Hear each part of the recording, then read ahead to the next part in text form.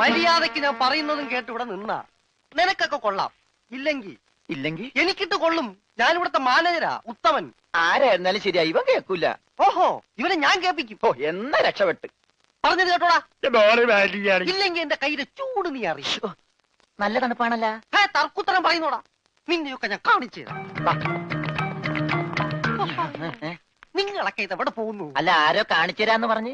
ദേ ഒരെണ്ണം. ഒരെണ്ണമല്ല, രണ്ടെണ്ണം. എന്താ? നിങ്ങളെ കാണിച്ചു തന്നതാ. അല്ല അല്ല മാം സാബ്, യുവമാർ നിങ്ങളെ കണ്ടിട്ടേ ഇല്ല. കണ്ടു.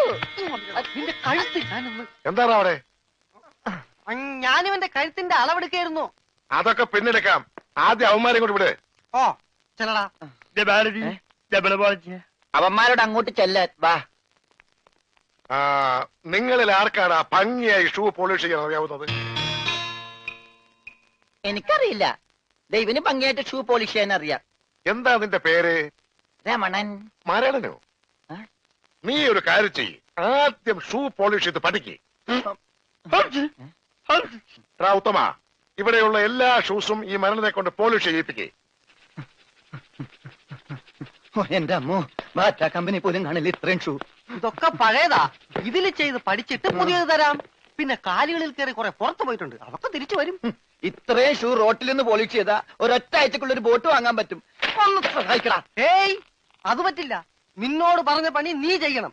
അതും പറഞ്ഞ സമയത്തിനുള്ളിൽ തീർക്കണം. ഇല്ലെങ്കിൽ ബെൽറ്റിന് അടി കൊള്ളും. ആഹാ, അത്രക്കായ എങ്കിൽ പറഞ്ഞ സമയത്തിനുള്ളിൽ തീർത്തിട്ടേ ബാക്കി കഴിയുള്ളൂ.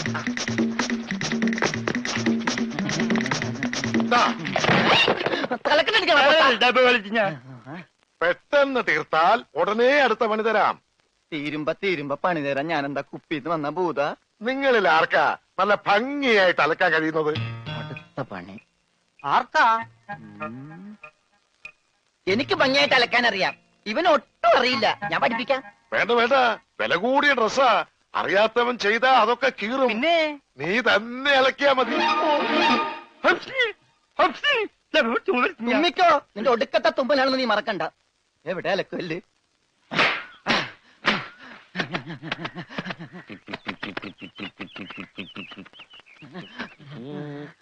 അവന്റെ ഒടുക്കത്തൊരു ടൈറ്റാനിക് ഉണ്ടാക്കി കളിക്കലി. എല്ലാം മുങ്ങി പോട്ടെ. 10 മണിയുള്ള ഉടുപ്പ് കൊടുത്തോണ്ടല്ലേ അവനീ പോസ് കാണിക്കണത്. മര്യാദക്ക് അലക്കടാ, ഇല്ലെങ്കിൽ മനീന്ദർ സാബ് നിന്നെ എടുത്തിട്ട് അലക്കും. അതെ, അറിയാൻ പാടില്ലാണ്ട് ചോദിക്കുക. 2 വർഷമായിട്ട് ഇവിടെ അലക്കുന്ന ഒന്നുമില്ലേ? വാചം അടിക്കാതെ വേഗം അലക്കടോ. ബാക്കിയുള്ളവരും തുണിയും കൊണ്ട് വരണുണ്ട്. നന്നായി. അതെ, ഈ വീട്ടിൽ എത്ര കുടുംബങ്ങളുണ്ട്? 10-16 കുടുംബങ്ങളുണ്ടാവും. എന്നാ പിന്നെ ഇതൊരു ജില്ലയായിട്ടൊക്കെ പ്രഖ്യാപിച്ചൂടെ? എന്റെ അമ്മേ, ഇത് ഏത് കാലമാടന്റെയാണ്? സാബിന്റെയാ. ബെഡാ സാബ. ഈ കാലമാടന്മാരെക്കാൾ ബെഡ ഇനി വേറൊരുത്തനുണ്ടോ? ഇവന്മാരൊക്കെ എന്ത്? ബെഡാ സാബല്ലേ ശരിക്കുള്ള സാബ്, സിക്കന്ദർ സിംഗ്. പഞ്ചാബി പോയിരിക്കുക, ഉടനെ വരും. അങ്ങേരൊന്ന് വന്ന് നിന്നാ മതി, അപ്പ മൂത്രമൊഴിക്കും. അങ്ങേർക്ക് അതിന്റെ അസുഖം ഉണ്ടാ? അങ്ങേരല്ല, ഇപ്പൊ കണ്ട കൊമ്പന്മാരില്ലേ അവര്. യുവന്മാർക്കെല്ലാം ബെഡാ സാബിന് വലിയ പേടിയാ. എനിക്കും. കാണ കഴിയാനൊന്നും എനിക്ക് പറ്റൊന്നുമില്ല. നഹി നഹി എന്ന് പറഞ്ഞാൽ നഹി. പോടോ ഹേ. ചെല്ലടാ ചെല്ലി, പോയി കാണ കഴുക്. നല്ല വൃത്തിയായിട്ടൊക്കെ കഴുകണേ. കാണല്ല ഖാന. ചപ്പാത്തി തിന്നാൻ അയാളെ വിളിച്ചത്. ആണാ? എന്റെ അമ്മ വിശന്നിട്ട് നിൽക്കാൻ പറ്റണില്ല. വേണ്ട, ഇനി അങ്ങോട്ട് ചെല്ലണ്ട.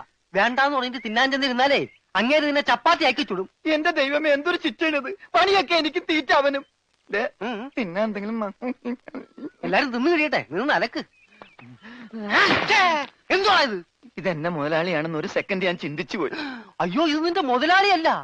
ബെഡാ സാബിന്റെ ഒരേ ഒരു പെങ്ങള് മേം സാബിന്റെ ചുരിദാറാ. ഈ ചുരിദാറിനൊന്ന് വേദനിച്ചാ മതി, ബെഡാ സാബ് നിന്നെ ഈഞ്ച പരിവാക്കും.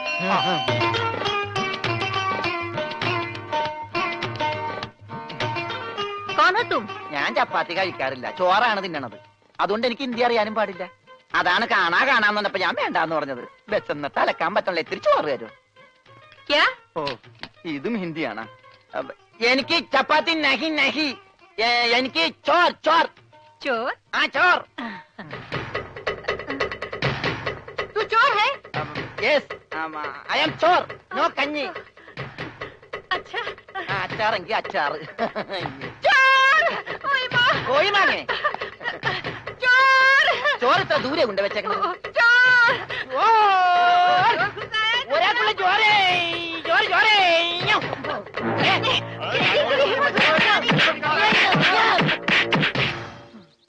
പതുക്കെ. ഇതെന്തൊരു നാടാ? കാണാന്ന് പറഞ്ഞാ ചപ്പാത്തി, ആ. ചോറെന്ന് പറഞ്ഞ ഇടി. ഇതെന്താ ഭ്രാന്തന്മാരുടെ വീടാ? വിവരദോഷികള്. ഇതിവിടെ ഇരിപ്പണ്ട. എടാ നീ അറിഞ്ഞാ എന്നാ അടുക്കളയിലിട്ട് ഇടിച്ചടാ? അവിടെയൊക്കെ ഇടിച്ച്. ഇനി അടുക്കളയിലൊന്നും പോണ്ട, ഇവിടെ ഇരുന്നാ മതി. ഇവിടെ കിട്ടും. ഇടിയാ? അല്ല, ഭക്ഷണം. എന്റെ അമ്മോ. പിന്നെ ഇതെന്ത് പണ്ടാരോളൂ? ഭക്ഷണം. ഇതെങ്ങനെ തിന്നാനാ? ബായി കുറച്ച് ചാറ് തരോ? चार ചാർ ചാർ. ദേ പിന്നെ ഇതാണ്. ഇതെന്താടോ? 1 2 3 4 6 5 6 बेटे की कोट है ഒന്ന് പോടാ അവിടെ നിന്ന്. നീ കയ്യഴുണില്ലേ? പിന്നെ 24 മണിക്കൂർ അലക്കിക്കൊണ്ടിരിക്കണം ഞാൻ കൈകഴുകു. അത് ഇത് തിന്നാനായിട്ട്. ഇവിടെ അറക്കമില്ല വല്ലതും ഉണ്ടോ ഒന്ന് അറപ്പിക്കാൻ? ഇന്നത്തെ ഭക്ഷണം കൊള്ളാം, നല്ല മയമുണ്ട്. തിന്ന് തിന്ന്. അപ്പൊ ഇതാണല്ലേ പുതിയ 2 പണയൊരുപ്പടികൾ. പക്ഷെ യുവന്മാര് കുഴപ്പമൊന്നുമില്ല മാം സാബ്, നല്ല പിള്ളേരാ. ചപ്പാത്തിക്ക് അച്ചാറാ? ഇതൊന്നും നടക്കൂല. വേറെ കറിയൊന്നുമില്ലേ? ഓഹോ, 5 സ്റ്റാർ ഭക്ഷണം കഴിച്ച് സുഖിക്കാൻ വന്നാണല്ലേ? വേഗം ഇതും കഴിച്ച് ജോലി നോക്ക്. ഞങ്ങൾ മലയാളികൾക്ക് ഈ ഗോതമ്പ് ഷീറ്റ് കഴിച്ചൊന്നും ശീലില്ല. എന്നിട്ട് ഇത് ഇയാളെ കണ്ടോ ഒരു അക്ഷരം മിണ്ടാതിരുന്ന് കഴിക്കുന്നത്? അവൻ എന്തു കൊടുത്താലും ഒന്നും മിണ്ടില്ല, എന്തു പറഞ്ഞാലും കേൾക്കുകയില്ല. എന്താ പൊട്ടനാ? അതെ, പൊട്ടനാ. എന്ന് വെച്ചാൽ അതിന്റെ അഹംഭാവം അവനില്ലട്ടാ.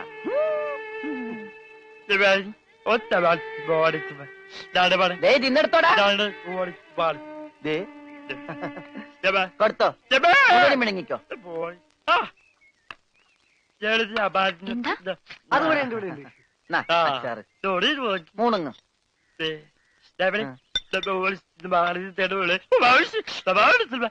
ഹോർലിക്സിൽ ബോൺവിറ്റ അലക്കി കൊടുക്കാൻ.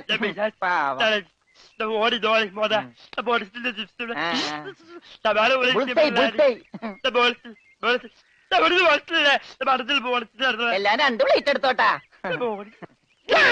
എന്റേടാ അത്? തിന്നോ. ഇതാണോ താൻ പറഞ്ഞ മാം സാബ്? ഇതും ഒരു മാം സാബ് തന്നെ. ഞാൻ പറഞ്ഞത് ഇതല്ല, ഇതിനേക്കാൾ വലിയൊരു മാം സാബ് ഉണ്ട്. തന്റെ കൂട്ടുകാരനെ പോലെ തന്നെയാ.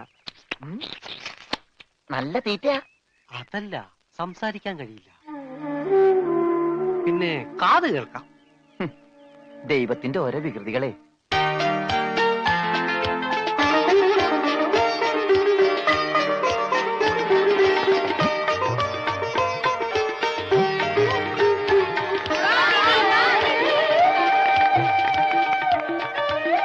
പൂജ, ഇങ്ങ് വന്നേ, ഒരു സംഗതി കാണിച്ചു തരാം. വാ, ഒരാളെ ഞാൻ നിനക്ക് കാണിച്ചു തരാം. നീ കാണേണ്ട ആളാ.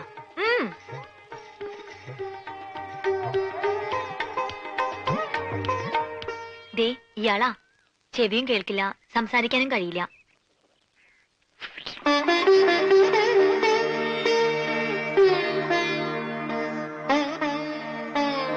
പക്ഷെ കേൾക്കാനും സംസാരിക്കാനും കഴിയുന്ന ആളെ പോലെ തന്നെയാ പെരുമാറ്റം.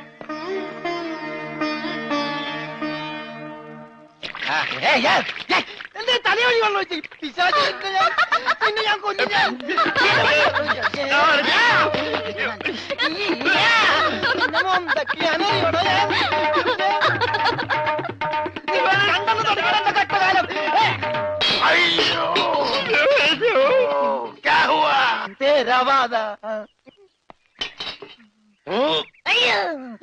ഞാൻ സാബിനെ കണ്ടില്ലായിരുന്നു. ഓഹോ, ഓ, കാണാതെ ഇത്ര കൃത്യമായിട്ട് ഇവിടെ തന്നെ നീ എങ്ങനെ എറിഞ്ഞു കൊള്ളുത്തറ? ഞാൻ ദൈവനെ എറിഞ്ഞത്. ഈ മിണ്ടാപ്പുറാനെയാണോ നീ എറിഞ്ഞത്? എടാ എറിയടാ, അവന്റെ മോന്തയ്ക്ക് തന്നെ കൊള്ളണം. ഈ ഭാഗത്ത് എറി.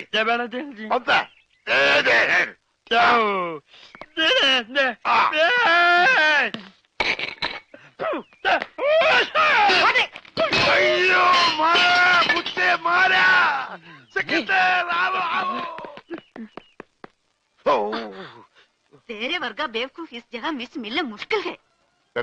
നീ എന്ത് വേണേലും പറഞ്ഞു, പക്ഷെ പഞ്ചാബി മാത്രം പറയരുത്.